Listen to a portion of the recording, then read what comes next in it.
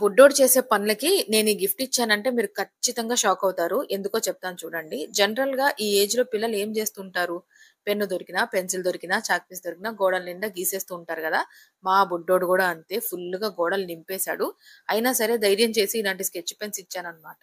ఇవి నేను మీషోలో తీసుకున్నాను. బుడ్డోడు అలా గోడల నిండా గీసేస్తుంటే నాకు పిచ్చి కోపం వస్తా ఉంటది. కానీ మళ్ళీ ఆలోచిస్తాను. మనం కూడా అంతే కదా! ఆ ఏజ్‌లో. అయినా ఏమైందిలే గోడలే కదా! పెయింట్‌లేస్తే సరిపోయిద్దని చెప్పి వాళ్ళకలా గీయటం ఇష్టం. ఆ ఇష్టాన్ని కాదనలేకే ఇదంతా అన్నమాట. వీటికి పేపరు, బుక్కు ఇచ్చి ఇలా రాయాలి, ఇలా చేయాలని చెప్పి చూపిచ్చాను.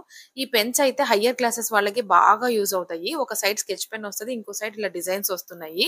ఔట్‌లైన్స్ గీస్తారు గదా! వాళ్ళకైతే బాగా ఉపయోగపడతాయి. లింక్ కావాలంటే లింక్ అని కామెంట్ చేయండి. లింక్ ఇస్తాను. మా వాడు పేజీల నిండా నింపేసిన తర్వాత వెళ్లి స్నాక్స్ తీసుకొచ్చుకున్నాడు. స్నాక్స్ చూపిస్తున్నాడన్నమాట. ఇవి తెచ్చుకున్నాను, అవి తెచ్చుకున్నాను అని చెప్పి. దిల్ పసంద్ కూడా తెచ్చాడు. చూపిస్తాను. నా చిన్నప్పటి నుంచి ఉంది ఆ దిల్ పసంద్ మాత్రం. చాలా బావుంటుంది కదా టేస్ట్ గూడా. ఇక్కడ డార్క్ ఫ్యాన్సీ చాక్లెట్‌లు తెచ్చుకున్నాడు మా బుడ్డోడు. దాన్ని ఇప్పుడు పంచుతాడు. మీకు గమ్మత్తు చూపిస్తాను చూడండి. నీకొకటి, నాకొకటి, నీకొకటి, నాకొకటి అని పంచి వాడికి మాత్రం ఒకటే ఉంది. మాకు మాత్రం 2 వచ్చినాయన్నమాట.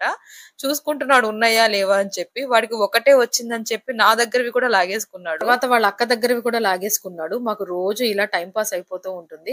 దిల్ పసంద్ మాత్రం నిజంగా చాలా బావుంది. చాలా డ్రై ఫ్రూట్స్ ఏసాడు. మీకు మాత్రం ఈ వీడియో నచ్చితే లైక్ చేయండి.